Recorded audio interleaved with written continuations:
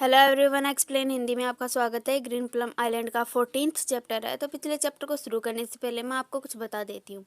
ये चैप्टर कुछ लोगों को समझ में नहीं आएगा, ऐसा मुझे लगता है। तो मैं चाहती हूँ कि आप ये वीडियो बिना स्किप किए देखें, क्योंकि इसमें काफ़ी ज़्यादा इंपॉर्टेंट बातें हैं जो आप अगर स्किप कर दोगे तो आपको समझ में नहीं आएगा।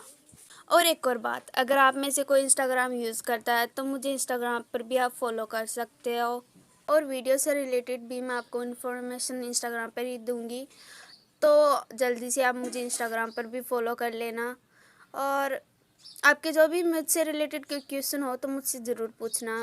मैं उसके आंसर आपको ज़रूर करूँगी, वो भी इंस्टाग्राम पे। इंस्टाग्राम की लिंक आपको मेरे बायो में मिल जाएगी और इस वीडियो के डिस्क्रिप्शन बॉक्स में भी मिल जाएगी। ओके, देन स्टार्ट करते हैं वीडियो। पिछले चैप्टर में हमने देखा जब ह्यूमन को पता चलता है कि एक मैन जो है गॉडेस बनने के लिए वुमेन की तरह क्रॉस ड्रेस करता है, तो वो एकदम से शॉक्ड हो जाता है और वो बोलता है, क्या एक मैन गॉडेस बनने के लिए वुमेन की तरह क्रॉस ड्रेसिंग कर रहा है? वेनिंग बताता है कि ये प्रथा पीढ़ियों से चली आ रही है। ऐसा कहा जाता है कि पहले की वुमेन पब्लिकली अपना फेस नहीं दिखाती थी, इसलिए उन्होंने एक्टर्स को रोल प्ले करने के लिए कहा। एक्टर मेल थे, इसलिए गॉडेस एक मैन है। यूमिन बोलता है, ये इतना उलझा हुआ रिलेशनशिप है।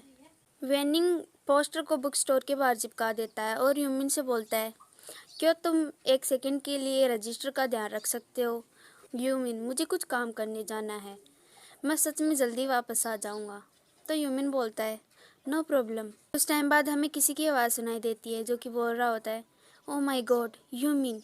एंड किसी ने यूमिन के चिक्स जो है टाइटली पकड़ रखे होते हैं, जो कि हमारी सुनरुई होती है। सुनरुई बोलती है, क्या हुआ, तुम्हारे साथ ऐसा किसने किया? यूमिन अपने चिक्स से सनरुई का हाथ उठाते हुए बोलता है, मैं नीचे गिर गया था। बट तुम यहाँ पर क्या कर रही हो? क्या तुमने एप्पल सेल करना बंद कर दिए? शायद यूमिन के हाथ से सनरुई को काफ़ी ज़्यादा जोर से लग जाती है, तो वो बोलते हैं, इट्स हर्ट। एंड यूमिन से फिर से बोलती है, मैं यहाँ पर अपनी बुक द गोल्डन लोटस लेने आई हूँ। यूमिन सनरुई को बुक देते हुए बोलता है, ओके, तुम इसका पे कर दो। तो सनरुई यूमिन से बोलती है, तुम ये क्या कर रहे हो? मैं चाहती हूँ कि वेनिंग ये बुक मुझे दे। तो यूमिन सनरुई से बोलता है, क्या तुम्हें सचमुच ऐसा लगता है कि ये वर्क करेगा? सनरुई सीरियस होते हुए यूमिन से बोलती है, प्लीज़ मुझे अपनी इन थकी हुई आंखों से मत देखो। ये एक ऐसा काम है जिसको आखिर तक पहचाना जाना चाहिए। सनरुई की ये स्पीच सुनकर यूमिन क्लैप करते हुए मन में सोचता है, या जो कुछ भी, जब तक तुम खुश हो।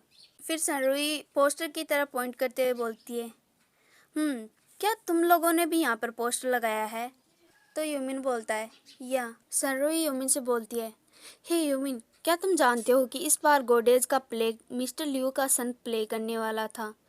वो आगे वाले विलेज में रहता है। मेरे फादर ने कहा कि एक सिचुएशन सामने आई है, इसलिए ये न्यूज अभी भी करंटली ओपन है। तो यूमिन शॉक्ड होते हुए बोलता है, क्या, क्यों? सनरुई यूमिन को बताती है, मिस्टर लियू का 18 साल के बेटे ने एक लड़की को प्रेग्नेंट कर दिया और अपनी वर्जिनिटी खो दी, तो वो गॉडेज का प्ले कैसे कर सकता है? सनरुई की ये बात सुनकर यूमिन के फेशियल एक्सप्रेशन चेंज हो जाते हैं और वो मन में सोचता है, तो क्या गॉडेज का प्ले करने के लिए वर्जिन होना होगा? अब कुछ टाइम बाद हमें यूमिन का घर दिखाई देता है। यूमिन अपने घर आ गया होता है। यूमिन को घर के अंदर से किसी की आवाज़ सुनाई देती है। वो पर्सन बोल रहा होता है, वो लिटिल बास्टर्ड मुझे बहुत ज़्यादा गुस्सा दिला रहा है। एंड दूसरा पर्सन बोल रहा होता है, डोंट वरी, जब वो वापस आएगा तो मैं उससे पूछ लूँगा। ह्यूमन घर के अंदर आकर देखता है और मन में सोचता है, क्या हमारे घर पर गेस्ट आए हुए हैं? अब हमें ह्यूमन के दादाजी एंड 2 ओल्ड पर्सन दिखाई देते हैं। उनमें से एक पर्सन बोलता है, ह्यूमन तुम वापस आ गए। ह्यूमन उन दोनों को ग्रीट करते हुए बोलता है, hello uncle Zhang and hello uncle Liu. तो अंकल झांग ह्यूमन से बोलते हैं, ह्यूमन मुझे तुमको कुछ बताना है। ह्यूमन बोलता है, ओह वो क्या बात है? एंड ह्यूमन मन में सोचता है, क्या ये कुछ इंटरेस्टिंग है? एक बार जब उन्होंने मुझे देखा तो उनकी मूड वैल्यू क्यों बढ़ गई? ह्यूमन के दादाजी ह्यूमन से पूछते हैं, ह्यूमन तुम रेन स्टॉपिंग सेक्रीफाइस के बारे में जानते हो? तो ह्यूमन बोलता है, मैं जानता हूँ, ये एक सेक्रीफाइस सेरेमनी है जिसमें गॉडेज से हमारे आइलैंड को बाढ़ से प्रोटेक्ट करने के लिए प्रेयर की जाती है। तो अंकल झांग यूमिन को बताते हैं रेन स्टॉपिंग सेक्रीफाइस की शुरुआत क्विंग एंड मिन काल से हुई है। इस आइलैंड पर बाढ़ सीरियस थी और लोग काफ़ी दुखी थे। डिस्ट्रिक्ट मजिस्ट्रेट बाढ़ को रोकने में अनेबल थे, इसलिए उन्होंने लोगों को गॉडेज स्थापित करने और दया के लिए प्रेयर करने के लिए इंस्पायर किया। उन्होंने प्रेयर की कि कोई सेवियर आए और डिजास्टर को रोके। लोगों ने प्रेयर की और गॉड्स ने सुनी। वाइट पंखों वाली ड्रेस में एक गॉडेज मोर्टल वर्ल्ड में आई एंड काले बादल साफ हो गए और रेन रुक गई। उस दिन के बाद ग्रीन प्लम आइलैंड को कभी बाढ़ का सामना नहीं करना पड़ा। गॉडेज के चले जाने के बाद आइलैंड पर रहने वाले लोगों को डर था कि हैवी रेन वापस आएगी, इसलिए उन्होंने एक फेक गॉडेज बनाने का डिसाइड किया। वे हर साल बाढ़ रोकने के लिए रेन स्टॉपिंग सेक्रीफाइस का आयोजन करते हैं और उन्हें एक साल की शांति और अच्छे वेदर के लिए प्रेयर की। यही रेन स्टॉपिंग सेक्रीफाइस है। अंकल लियो यूमिन को बताते हैं ओरिजिनली गॉडेज को 2 बार चुना गया था, एक बार 15 पर और एक बार 18 पर। गॉडेज के प्रति रिस्पेक्ट के साइन के रूप में गॉडेज का प्ले करने वाले को गुड लुकिंग एंड वर्जिन होना चाहिए। इस साल मेरे सन की बारी थी और अंकल लियो गुस्से में ज़ोर से चिल्लाते हुए बोलते हैं बट उसने मुझे ग्रैंड चाइल्ड दे दिया, वो भी इतनी कम एज में। मुझे बहुत ज़्यादा गुस्सा आ रहा है। गाइस, अंकल लियो के साथ बहुत ज़्यादा बुरा हुआ। उसके लिए आप 5 सेकंड का मौन धारण कर लीजिए। यूमिन मन में बोलता है मुझे इस बारे में बुरा फील हो रहा है एंड यूमिन बोलता है तो अंकल झांग यूमिन से बोलते हैं तो हम सोच रहे थे कि क्या तुम इस साल हमारे रेन रोकने वाली गॉडेज बन सकते हो। और ये सुन के हमारे यूमिन के तोते उड़ जाते हैं। वो एकदम से शॉक्ड होते हुए बोलता है हाँ। अंकल झांग यूमिन से बोलते हैं ओह, मैं ये बताना तो भूल ही गया कि मैं ग्रीन प्लम आइलैंड का रेन स्टॉपिंग सेक्रीफाइस का कोऑर्डिनेटर हूँ। सिचुएशन अनएक्सपेक्टेड थी एंड हमारे पास कोई प्लान भी नहीं था। एंड देन तुम्हारे दादाजी ने तुम्हारे बारे में बताया।